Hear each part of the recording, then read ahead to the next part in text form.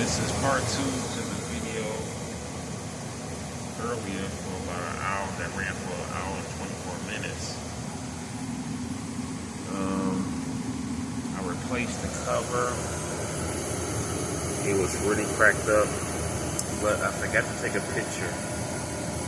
And I had these openings.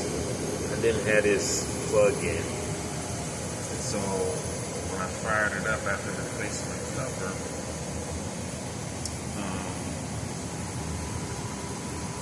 I had both these plugged up, which was, I'm pretty sure that was wrong.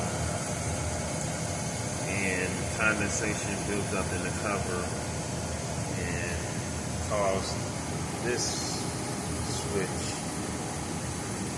to shut off the gas and shut the furnace off. And then it tried to relight 3 times and it gave me one blink LED on the control board.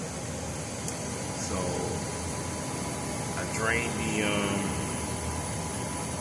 cover, and I got this. I put the plug in there.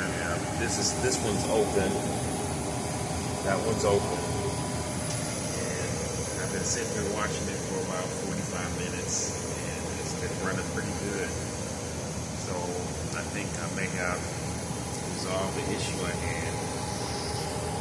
Originally for 6 blinks, originally it was 6 blinks on the control board, and my flame rollout switch was triggering. And I was also getting condensation in the lower half of the furnace. The cover was cracked pretty bad in a couple of places. So I think replacing that seemed like it would resolve the issue.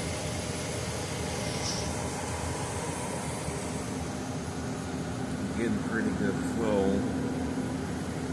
so I think I'm draining good.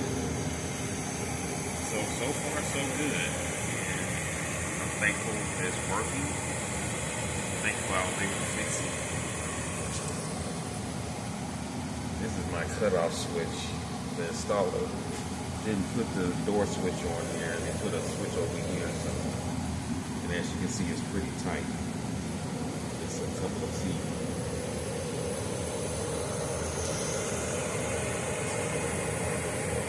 So far, so good.